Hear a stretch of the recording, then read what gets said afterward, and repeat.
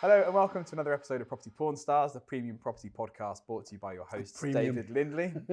Shut up, you. We'll get to you in a minute. He started already. Matt Giggs, hello. And today, I think you probably know who our guest is. It is... Properties Mr. Tumble. So prime. Super prime. Super prime tumble. All of the primes. Not subhuman. Absolutely. Yeah. Absolutely. Thanks, gents. How are you? Welcome. What am I, your 14th guest? No, actually, I noticed you had a look at 13. Yes. Yeah, I was hoping to make 13 because that would have been more fitting for what's going to happen today. Well, I think, It's the last ever show. no. Is it? Yeah. Contentious, says Russell Quirk. I think not. Is that your ambition? Yeah, that's we're going to see how it goes. First of all, gents, here you are. Obviously, no one gets away with it. It's winter, so now we're in January. Yeah. There you are. So there's the hats. There you go. There's a quality bag. Be washing up in the seas of Asia, and David Attenborough will be having a proper go. Oh my God, what am I giving you there? Oh no, that's okay. I was just wondering what was in there. All about it's no. a clapper. I'm giving you the clap. I'm giving you the clap, Matt. So Simon's taken the no branded merchandise instruction on the studio details to heart. I did.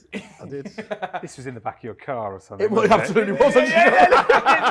My Evoque, because again, you know, it's not even a hairdresser, it's a nail technician's car, if ever you could have one. So What makes me laugh is the card in here. Is, he hasn't been with us for 3 years. Quick, get him out. Come on, now we'll go back. is he Start still, again. no, is he still with you? Look, you know, we have a Anyway. movable workforce. Yeah, I mean, the clap's still there. Right, let's move on. So this podcast happened because we had your dear friend of mine, Russell Quirk, Yeah, Good on friends, the show. good my friends. nemesis. And I made a comment that he was the industry's king of controversy. Yeah. And you took that personally. I did a little bit, yeah. I mean, I do think we operate, you know, there's that point about you get so far on the spectrum and you come back round to it. I couldn't find anyone more absolutely heinous than Russell and his views. My problem is I fundamentally absolutely adore the fellow and everything he says because he's intelligent, he loves a wind-up, and very intelligent. it's just, he does everything. What I do, I've taken him out, I've tried to get it out of him, whether he just does it just to be essentially an arsehead and just wind people up or whatever else. He hasn't said it yet, but I suspect it's a little bit from column A, a little bit from column B. Because we asked him the same question. And he said, because he gets, when you have those, as many views as he does, be them controversial or not, you're going to get people who disagree, people who argue with him online. And he genuinely doesn't care. It's not a, oh, I've just got thick skin. He doesn't care. No, and I think that's really, it is really interesting. It's like this need for everybody to be liked by everybody, and I understand it. It's like why people find it so hard to, you know, to get going with video at the first thing. Look who's one of the best people around in the industry, man. You've got Michelle Gallagher, obviously, with all absolutely fantastic. You know, she admits herself couldn't say boo to a goose when she first started working with Chris and everything else on there. Now she's past that point, but that, you know, you really have to ignore the trolls and all that side of things. I think if you flip it the other way around, look at what Donald Trump has done. You know, it's like he's got a solid base of 33% that literally doesn't matter what that, you know, he said famously, go out into the street and shoot somebody, we'll support him there. Now, if you had 33% market share in your area, you're beating everybody else, 99% of the industry, aren't you? So understand your total addressable market. Look, I can't believe I'm actually teaching you things. I didn't expect to do any of this. We're off and running. He's gone from work, being his best mate, exactly. sharing some sound advice. I will bounce around. So and I think that's really, really true, isn't it? I mean, dare I say at this time of year and everything else, you know, there's remembering our Saviour and everything else, and he preached goodwill, and look what happened to him, spoiler. So get past that need and everything else to do it. And I think, look, maybe me and Russell take the piss and go a little bit too far with it.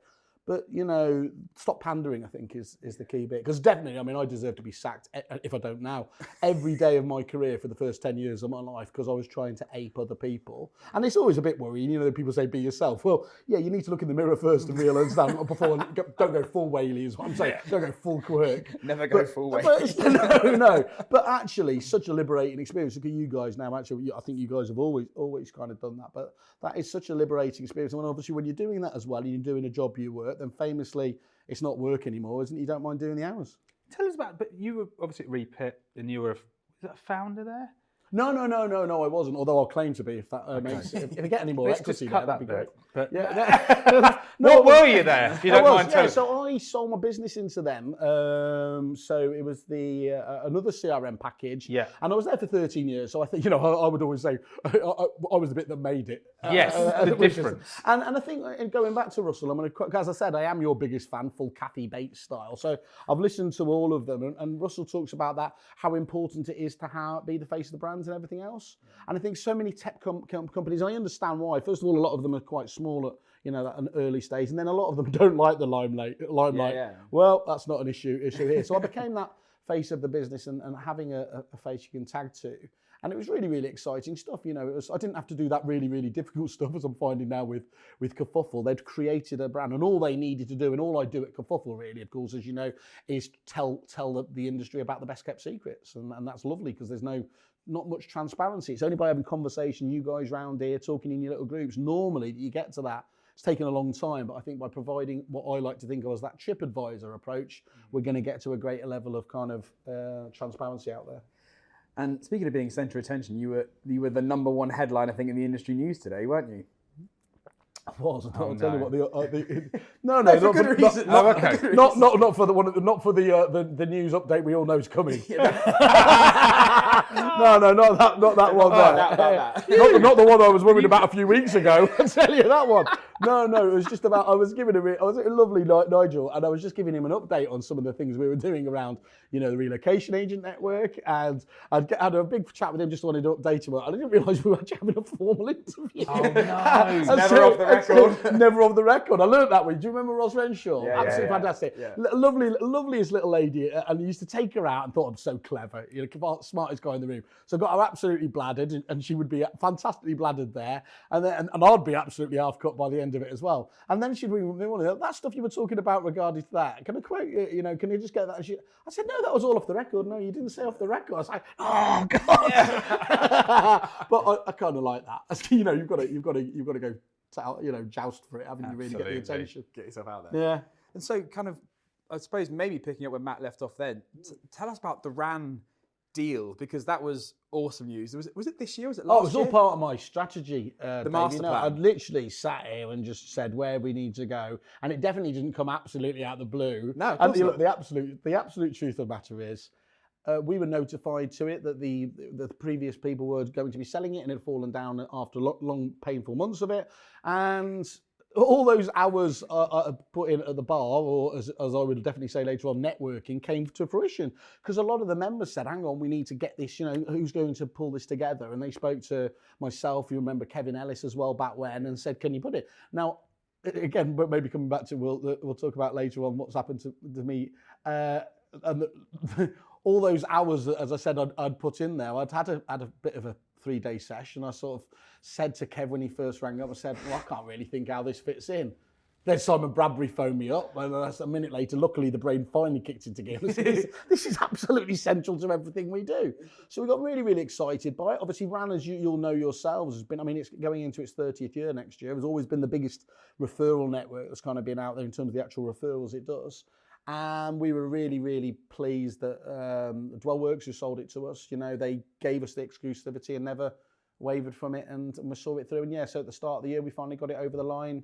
And I think the article today was talking about, it's off this peak of where it used to be years ago, 700, 800, but the quality of agents in there, your Webbers, your Miles and Bars, you've got fantastic new guys coming through all day in Miller. And that's the thing that's always, coming back from my kind of train spotter supplier side, the RAN conference was the first thing you wanted to get to, not least because it was a belting 3-day affair, but also just because of the quality of those agents. And if we're talking about one thing here, of course, many of those are also members of your all place, fine and country there. So there's a lot of experience and sort of gravitas. So I genuinely, I know it sounds so cheesy, they always say when they buy a football club or something like that, oh, I feel like I'm the custodian of it. But that's genuinely how it is. So we're really excited to be given that opportunity and, take it on to the next level. I did like that comment in there that it was like a football club. Is that the only similarity between you and Roman Abramovich? Or? Boy, what have you heard? They're not coming for me, are they? They certainly won't be taking any of my yachts. That's like an absolutely clear on that. Yeah, no. I think like sporting analogies are always the easiest. I always look. By the way, just as a total side, but I always love this. Whatever conference you go to, and it'll be like, you know, whatever sporting star. It could be Usain Bolt, couldn't it? And then they say he gives his speech, and then this is how it links back to property management. It's like what?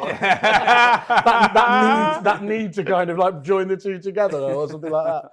So yeah, it is a football club with some great things. It just needs risk, because I think the main thing is, and this is a dynamic that I've got really kind of frustrated about, is if you think about where the members they've lost, not being, you know, some people have obviously left over the years, as you would do with a 30 years organisation. The massive one has been they've been too successful for their own good. So your Hunters, you know, your Dexters, your Romans, all these powerhouses that have been independent agents in there become corporates in their own right, and then of course they'd acquired many of those. And I've you know, apart from feeling all bitter and twisted about that, actually what you should be talking about is that's an absolute success story, isn't it? And we all have it, whether we know it or not. Understanding that exit is about having that in mind. Yeah, that's a really good point.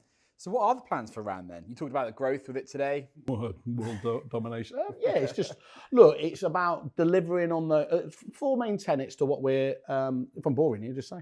I'm checking my notes here, trying to do a good job of this. Fine, no, it's okay, as I said. Trying being the I mean, you know, I was here on time, you weren't, but 4 main tenets to it: providing out of area referrals, being able to monetize those, you know, applicants that normally you wouldn't be able to coming out of there. Absolute main thing. Having a different USP. I mean, we're going to be talking here about the prime thing. You know, rather than all these USPs getting we copied instantly and are copied instantly, you know, having brilliant brochures, staging, you know, all of these elements that I would say actually, you know, they're massively important, but they need to be just, they're the foundation, aren't they, of a prime business and everything else. What makes it different? What are some of the USPs? You can only be one in each area. It's like your old mob as well, the sister organisation, the guild there. So that's why I think that is really, really important to be said. We've been chosen, you know, we look at the metrics very carefully, make sure they're able to perform, first of all, to close those referrals when they do. And then secondly, to be able to, you know, make sure that they have first of all validated by the other members as well, and then to check they do well from like things like reviews and make sure they deliver on that. Yeah. Third parties then obviously RAN had always been quite conservative in terms of looking at supplier deals and everything else, and we're looking to obviously build up our RAN partners off that side. Yeah. And then the fourth side, and what has been really, really interesting, and why I think so many of these businesses have still been, you know, hugely, and it was only 3 years ago I think that RAN won Supplier of the Year at EA Masters. You know, shows how good it. But that community, the cool kids would call it a tribe, wouldn't they? You know, but you know, if I started doing that, I'd probably get arrested hanging around with the cool kids today. But yeah, that fraternity, that community, being able to get together, share it with non-competing agents, I think is massively important. So yeah, very excited for us. And then from a kerfuffle point of view, because you see, like train spotting prop tech for the industry then. Yeah. So if you were opening an estate agency focused on that premium sector, the prime sector, what is some of the prop tech that you would immediately go, yeah, we need that in the business? Okay, well, I've prepared a list. This is one of those things that just look, and this is the problem, isn't it? This is why we exist. Over 850 suppliers on our platform. I don't know half of them as well as I should do. Agents, how are they meant to keep up? I always knew we were going to deal with the smaller agents who didn't have time, energy to keep up with what's going on there, and they're sick of not getting the best deals. That was dead obvious. What I've been astounded at is the amount of corporates who are our clients now who say, get us the tech at the earliest possible stage, because it's not much fun, right? Is it investing in tech or suppliers just because all your competitors have it? You want to have it in the marketplace yourself to do as much impact there. So I've long been thinking about when I have enough hours in the day doing like a bit like, rather than fantasy football, fantasy prop tech. I mean, it's just so obvious, isn't it? You know, I'm boring myself. And literally you give an agent 2,000 quid a month or whatever else, and where do they spend it? I think that'd be quite an interesting thing. Yeah. So, I mean, I think you've got to look at, obviously it's about, I get really frustrated when you see on all the groups and things like that. What's the best CRM? Like, most commonly asked question. Most commonly asked question. It's like the most stupid thing. As I said, I drive an Evoque, so you've got batshit mental in Manchester, 3 days sunshine a year. Yeah. But you know, what's the best car? If you're going off-roading, a Porsche or a Tesla isn't the best idea, is there? Yeah. Same with agency. Understand those, and this is really important. Just because the laziest thing to do is to talk to people when you're considering suppliers and talk to, you know, testimonials from other agents who, you know, what's the point of Savills talking to a one-office agent up in Hartlepool and vice versa? Understand your part of the marketplace and try and find peers. So that's me, just my other podcast is coming up. I should have been out there by now, but you kept me waiting. And that, you know, so that element about, you know, just really understanding the niche you're in. I mean, I think there are some must-haves, some really obvious ones. Do agents understand the niche they're in, though? Full stop. Not just about asking questions in the groups, like you've just said, but is that one of the problems that estate agents have? They're trying to maybe look general. They're looking generally. Yeah, you're saying some of them are delusional. That's definitely the case. I think the It's a mystery why I've survived in this industry. Is calling people. But it's possibly one of the biggest challenges that I have. They're trying to please all parts of the market. Yeah, and that is probably one of the biggest lessons I took just in my whole life at Repeat as well. Understanding, this is way back when they've changed, now they can do everything, but even in the early days, I used to say that, you know, Repeat was always very well known for larger agencies, enterprise agencies, but I said obviously it could do smaller agencies and everything else. And I was predicating that on the likes of W.A. Ellis were using it, or Spencer at Paramount. You know, there are single offices, and this is why I hate offices as a barometer of charging. Just because Rightmove went down that approach doesn't mean that everyone else should. It's broken with the XP model and associate models anyway, and suppliers need to get their head around that. So, yeah, I think that approach is really, really difficult to try and get right. I think that understanding the basics, and so some of the basics there. So, I think, are you an Akaboom client? No. So, you know, you'll be aware of Akaboom, aren't you? So, Akaboom, that presentation tool there, for those people that are out there still sending either a PDF or just a faffy sort of, you know, normal email. Well, that's just not good enough anymore, you know. That, you know, to be able to have that presentation as well, so a proper prime presentation tool with all the wonderful nurturing and thing around it, no brainer. Again, listening to both Chris Watkins with an S and Russell on there, they both spoke about that importance and what the Savills and the Knight Franks do brilliantly well about being the experts in their own area, research departments. Now, not everyone can have research departments, but people can afford Chris. People can afford Data Loft.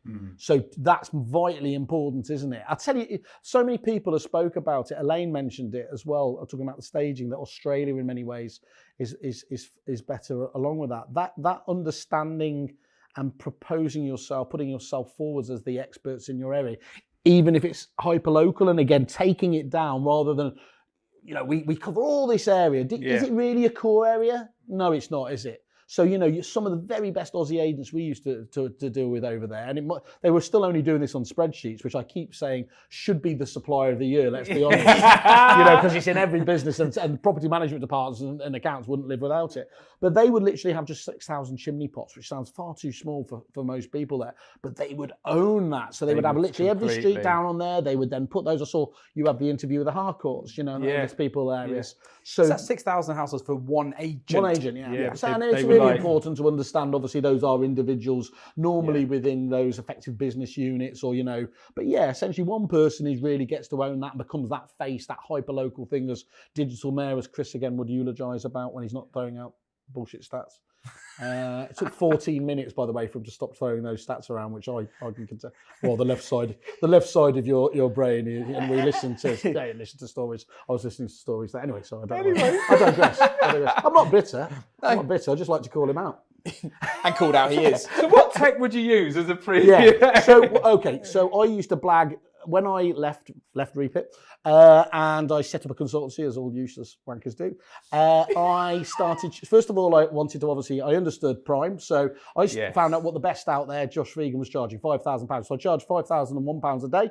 I never got hired for a day, but I used to go out, and it was dead easy. It was blagging it, because unless you get the foundations of especially your tech stack, but your suppliers right, everything else you do is wasted anyway there. So your holy trinity, if you like, the CRM system, or good old estate agency software as I started, your website, and then a nurture system. It used to just be email, but, you know, it's moved on from there. So, you know, whether that's your brief, your markets, your icebergs, your life cycles and things like that.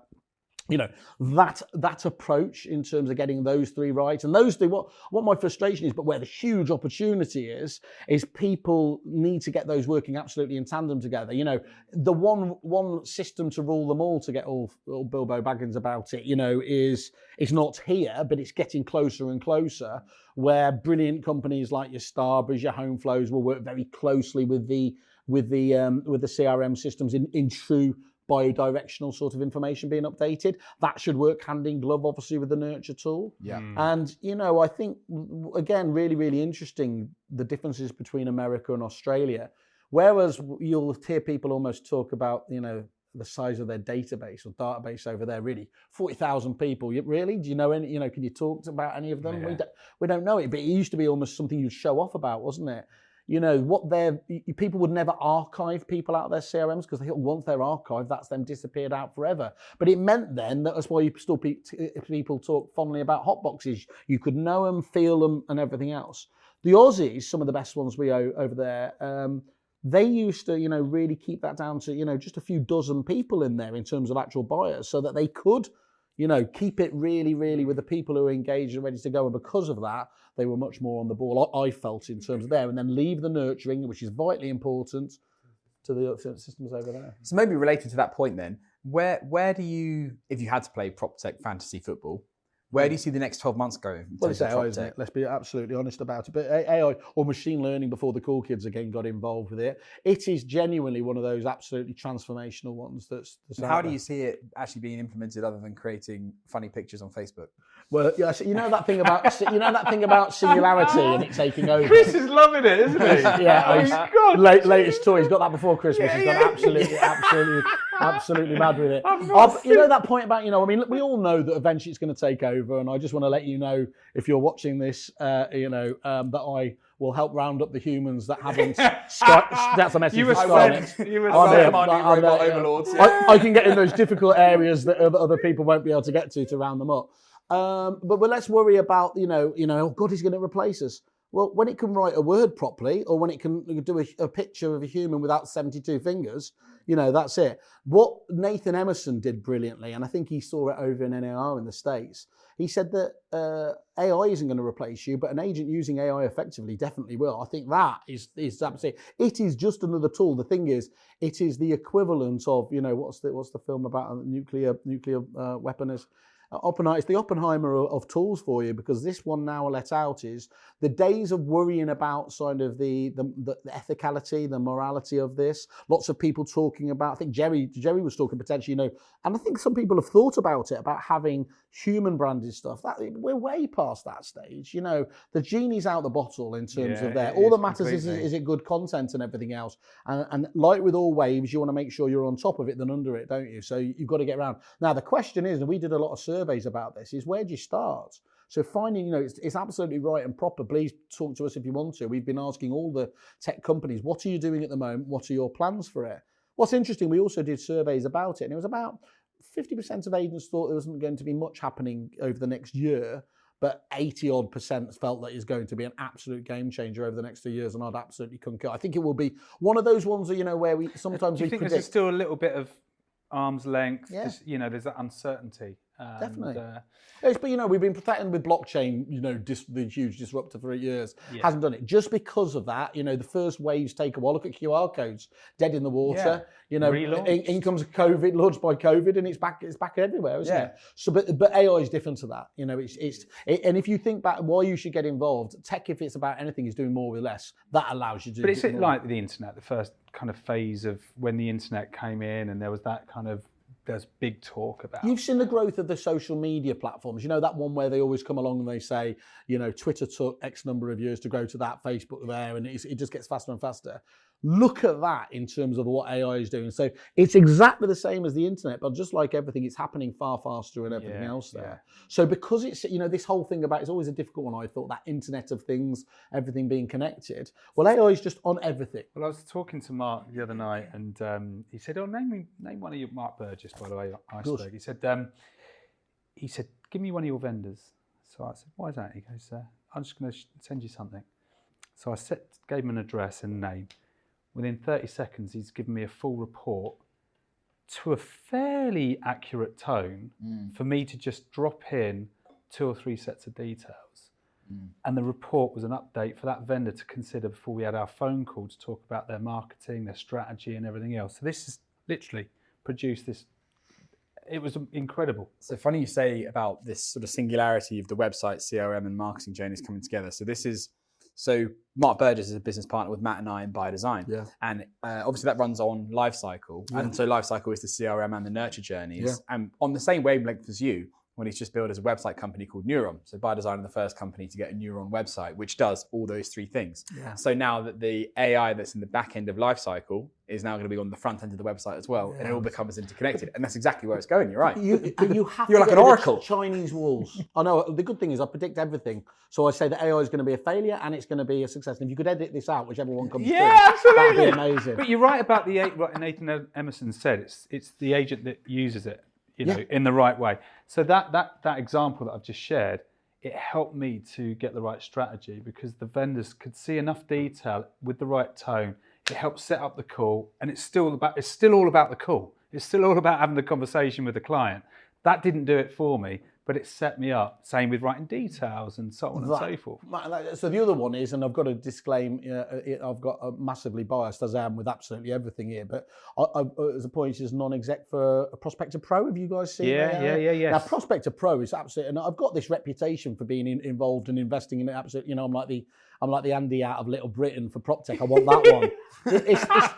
It's not actually true. I don't get in, I don't invest in everything. I mean, I got involved in RAM, but that was a different kind of opportunity there. But Prospector Pro was, if you can, the thing about Josh Freegan, who's absolutely fantastic, and I asked him when he came over last time, I said, still telling everyone, wow, yeah, how intelligent is that?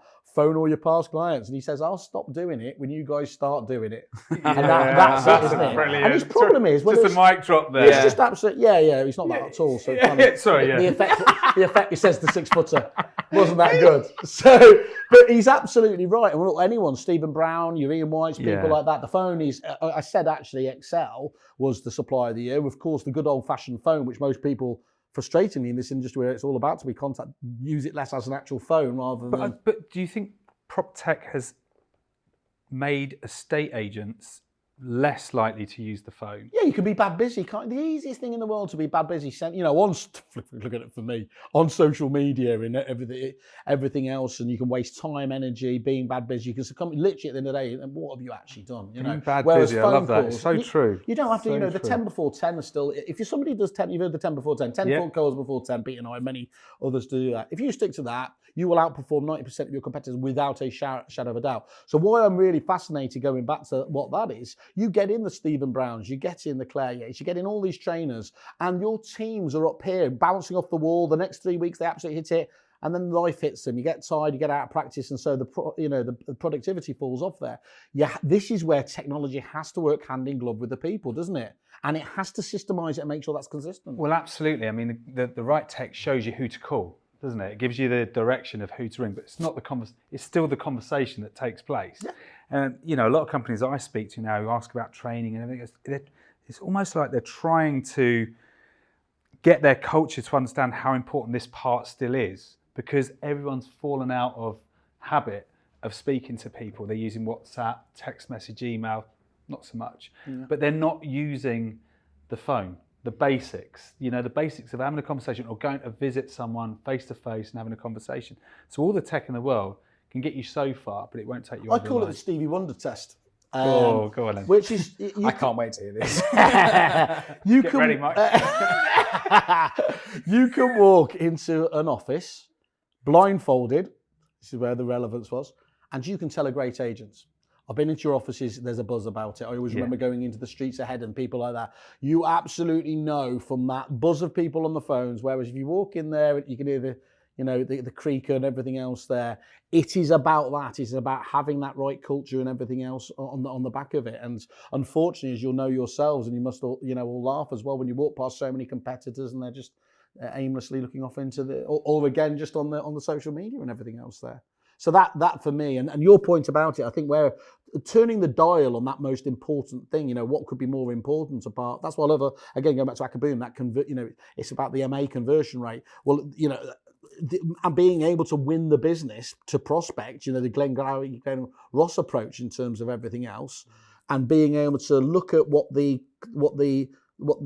conversations are that are helping closes, what are the behaviours, all that sort of stuff. That's game changing. And I think this is the thing about AI. We've been blown away, haven't we, by the first iteration? Which is, let's be honest, it's a bit gimmicky. It's great. It's about content. That's the absolute tip of the iceberg. When you're going to start looking, it's going to start doing data and research and trends, brilliant in itself, rather than having data scientists. When you're looking at automation, so Ian Preston of Preston Baker, fantastic agent, obviously there, playing around with Salesforce, the biggest in the world there, and the way that they've put into play, tech and automation there, he's thinking that he's going to be able to either repurpose or get rid of pretty much all the administrators. And here's the thing everyone worrying about. There hasn't been obviously any real wage growth for years. He's able to pay, I can't remember what it was, more, something like 20% more to his existing staff members, the ones that are delivering. So he's going to have a higher caliber of agent, which has been one of the biggest challenges about keeping it in. I was training his team about 6 weeks ago. Well, you'll claim that was all down to you then. There you go, yeah. And if you don't... That's the 20%. That's the 20%, mate. That's what you wanted me to say, wasn't it? You just gave it there. You teed me up beautifully. But I still think estate agents, if they really understand tech, and it's not to replace them, it's to enhance and leverage them, they'll get it quickly. It's the absolutely laziest thing ever, isn't it? Is for people to say, I don't need tech. And this is the challenge at the Prime end, by the way. So I didn't do I was going to actually say the agent then, and you'd have to bleep that out. Because I was really pretty crap at sales, was no good at tech, which is a bit of a downfall for a tech salesperson. So I always used to let my clients do the hard sell for me, or as they called it now, your super fans and all that sort of stuff. And I mistakenly took one top-end agent into one of the top 2 in the country.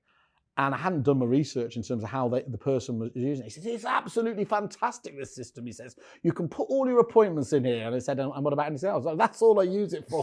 Oh, no! So that point, again, in terms of you can lead the horse to water and everything else, and about leveraging it. But the challenge of that prime part of the marketplace is that, no agents in the world, I can say hand on heart, can't be improved with the right tech, implemented in the right way. Well, we've just had a lady from DDRE, Daniel Dagger's group, and talked about some pretty amazing tech there, how that can help collaborate with agents in New York and how they can work together for their clients. I mean, it's like you say, it's how it's used. And that collaboration, anything that helps collaboration, what the prime thing is about, the Gary Hershams of the world and people like that. Because their problem is that it's all locked in up here. And your challenge for the brand is always going to be with those people trying to tease it out for the best possible reason, looking after the brand. Where they're like, it's the wrong analogies, but like in the way that a hairdresser walks out and takes all of their clients with them. That's exactly it. And there's a brand damage element around it. So when we rolled out other top end agencies, that, what's in it for you to put it in here and to do all that, to make sure that it's right for the brand and for the person is tremendously important. So, changing the subject, in other news, CoStar are buying on the market. Yeah. What's your take on that? And what do you think it's going to mean for agents in the UK? Oh, that's lovely. Their most difficult thing is that obviously, if you look at it from the negative point of view, I'm always a glass half empty sort of person, is that for years they've been the agent's portal. They can't go down that route, so that's really different. So that, I'll be deleting all sort of mentions of that, like politicians who delete all their tweets. No, we never said that. CoStar, of course, what the point is now, well, the gloves are off, aren't they, in terms of the funds. I have a huge amount of time for both Jason Tebb, Damien, a lot of people there. I think what they've done from being almost anonymous to really putting that back on is absolutely fantastic there. I always worry about I'm not doing this from a little Englander point of view, but that Americanization where they don't get it. We've seen plenty of examples of companies that have gone far too much down that route, of course, and take our time we are a very particular individualistic marketplace. So I think it's going to be an interesting one. I think they're only going to increase their building up these tectonic plates, building in terms of this suppliers world, mergers and acquisitions. Obviously, my old mob they merged with PayProp again the other day. Jason's gone down that route, doing fantastic deals with the likes of Spriff, Tetlec, and everything else like that. That's only going to improve. What was one of their stats? I can't remember. Was it £9,000 or £10,000? They were saying they could save the average agents if they took advantage of all of those kind of things. And your old mob nurture doing it, you've got I Am Property doing that, you've got Repeat doing it, we're trying to do that obviously there. So that's really, really interesting.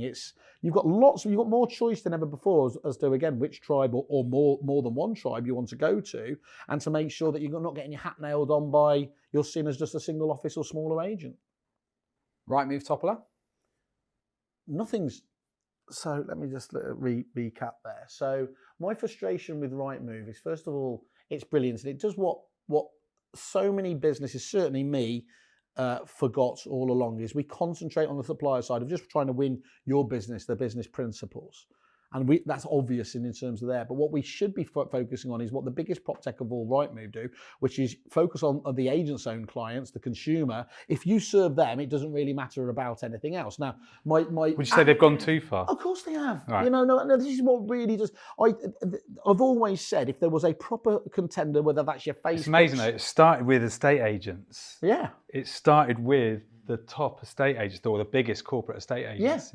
Yeah, absolutely right, and cashed out of it fantastically well, as they all did. But that point about that you will see the quickest ever collapse of a multi-billion-pound company if there was a and this is the massive if there was a competitor. Now there isn't a competitor on there.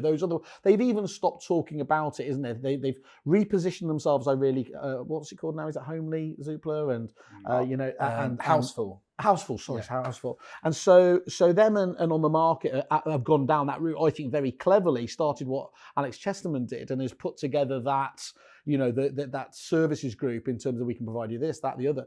But what's interesting is you don't talk about them taking the pot shots as you used to always do. And it must be so frustrating for obviously the likes of ZPG, because ZPG were almost in touching distance, weren't they? When, funny enough, OTM came along. That exclusivity was meant to take down Rightmove. And of course, the only one it affected was 3,000 agents came off Zoopla, wasn't it, there? So it strengthened them, and again, everything else. I just think, and I've always had this view, is we know, I think we've explained to most people that we have dashboards for agents where they put their suppliers in their own suppliers, and they put net promoter scores anonymously in there. What's fascinating when we talk to agents and we quiz them on that when they Rightmove clients is, and you get to the first question about, how do you feel? Oh yeah, charged you, bastards, this, that, and the other. And then you actually get into it and they realise they're not being overheard. But actually, in terms of what it delivers, saves me 3 negs. It's cheaper than paper advertising ever was. So I'd have to market purely on that basis, taking the attitude out, 8 out of 10, 9 out of 10. And what really is interesting again there, though, is what comes back is the deciding factor, the USP I've seen there, the secret sauce, is when they have a brilliant account manager. So that point again, when you're working with somebody who genuinely knows the system inside out, they'll come in and they'll support you, give you advice, ideas, come back, follow up. It's just getting those. It is. Look, I think there's so many. I've a huge amount of time. Obviously, my old mate Christian Bolson's there. We saw Van Mildert there. He's one of the most, one of the top professionals in the industry. Marship side. I always remember when Ed Mead, Douglas and Gordon was having again a pop at Rightmove, and regardless of the rights and wrongs of it, and back then I probably would have sided with what he was saying there. But Miles got on the phone to him, and didn't say anything himself, but just to address the points, put their side of it. And Ed came back and said, look, I still don't agree with what's said, but the fact that man has picked up the phone and do it, he's an absolute diamond. When he leaves that business, as I said, that's a really, really sad day, absolute Goliath in the industry there. And that's probably because he was obviously a great agent in his own right there. Ian Chapman, there's plenty of fantastic people there, and find you're happy and everything else. Well, I think practice what you preach in terms of that. They could tone that down just a little bit, get involved, I think, far more. They used to fund agents giving. I promise I'm not doing this because, again, I'm biased on the agents giving board. But that was genuinely an absolute massive sign that they were giving back to the industry. And, you judge people by their actions, don't they? Which is why it's got me into a lot of trouble.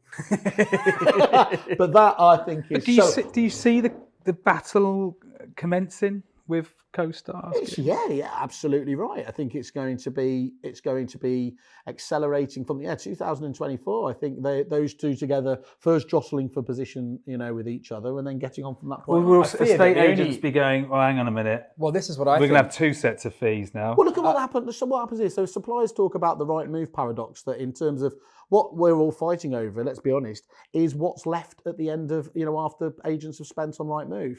So if they're spending 70% on the Rightmove sort of, a fee there, then there's only that to go around. Now, you can't then add in OTM and Zoopla on top of it. That would be absolute madness for what most agents would say.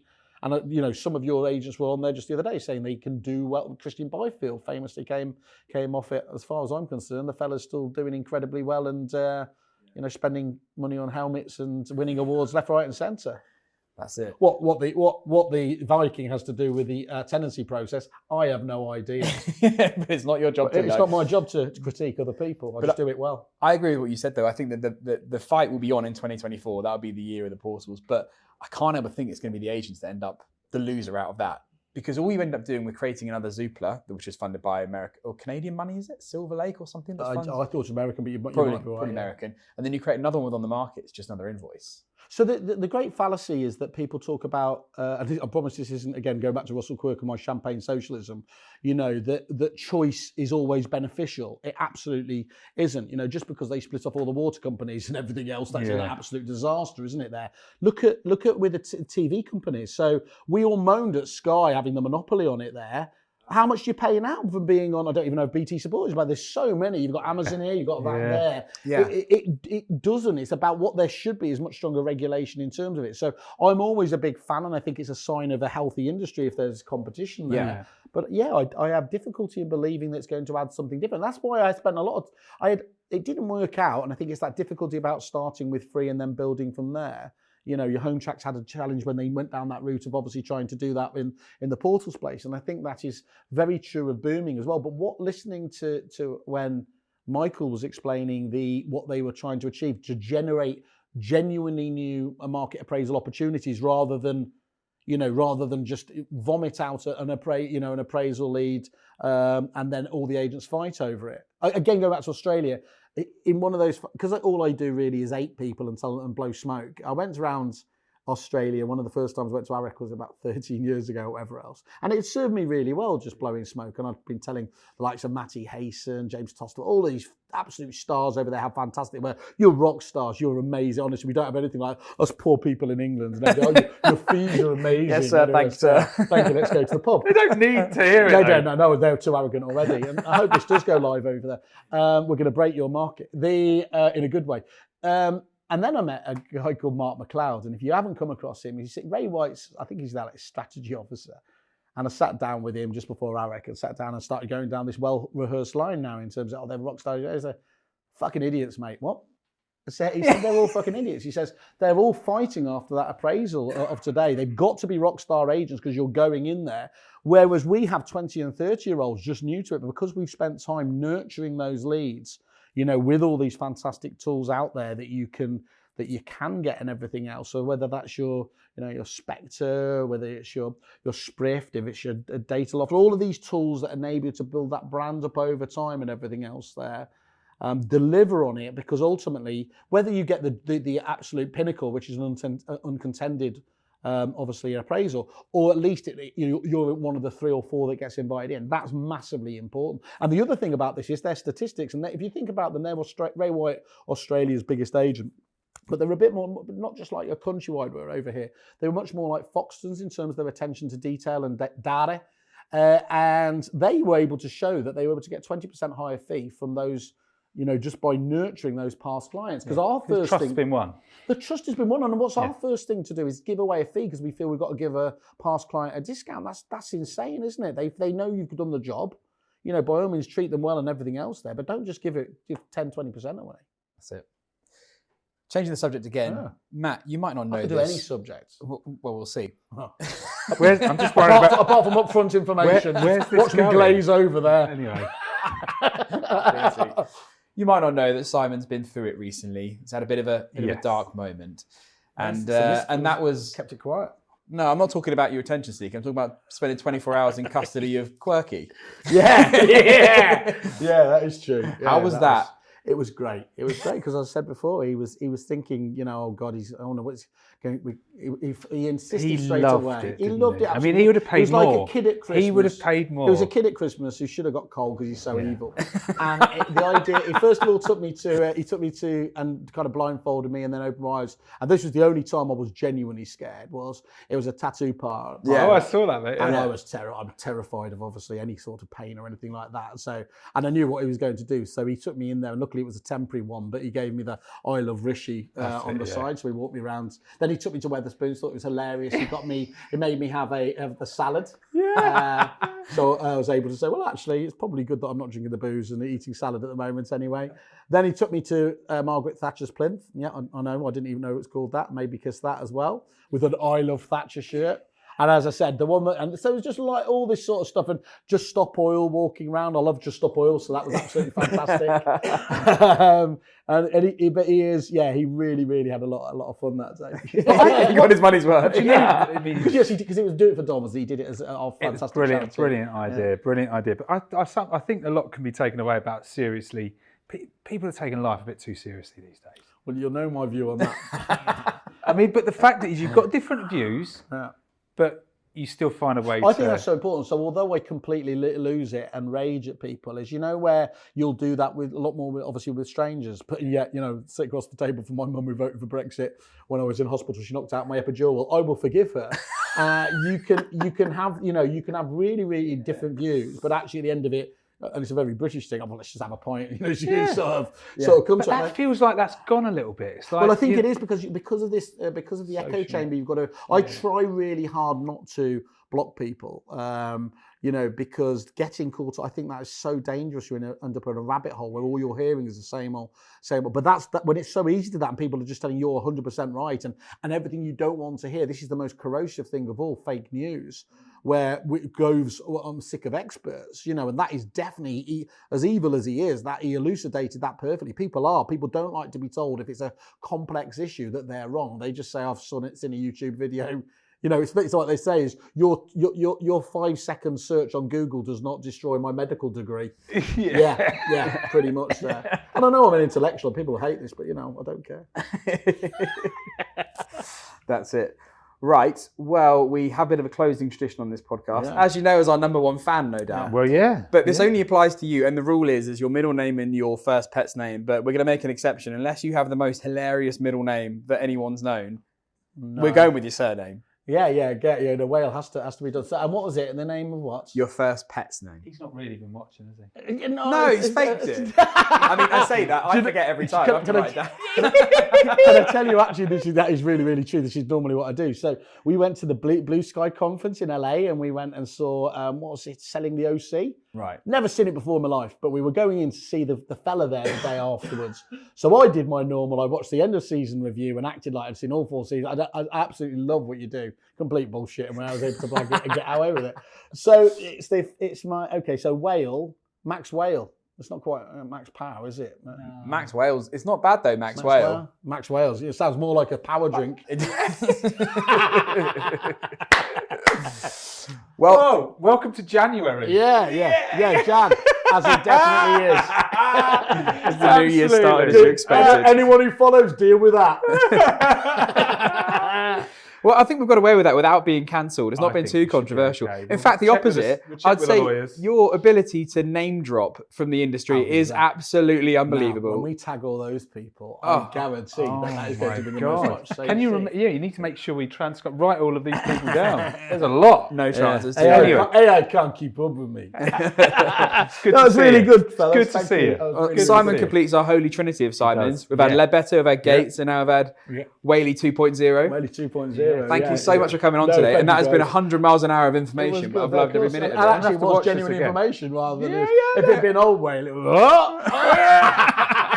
very You saw me at the tennis, didn't you? Yes. Oh my God. I'm glad I escaped when I did. Yeah, Jesus Christ. He did do that. Well, we've not been cancelled, and much like Whaley himself, we live to fight another day. Good to do. Exactly right. Good stuff. So, thanks, fellas. We enjoyed it. Thank you, and thank you so much for listening to this episode of Property-Pxrn. If you've liked what you've heard, of course you have, because how could you not? I didn't know we were still rolling at the end of that. Yeah. Oh, we missed something. I could have just shut up and let you say something that would have got us cancelled. I was going to get all... Yeah, wow, that's lucky. Stop there, mate. Anyway, go. Well, that's an old trick, that is. That is just keep the camera rolling. Wow. Did you see that lady on the news? Well, quick while we're at it. What, the finger? Yeah. I mean, talking about stitch up. That's classic. We will quit while we're ahead. Yeah. Thank you so much for listening. We'll see you in the next one. Thanks, bye-bye. Bye-bye. Bye-bye. Cheers, guys.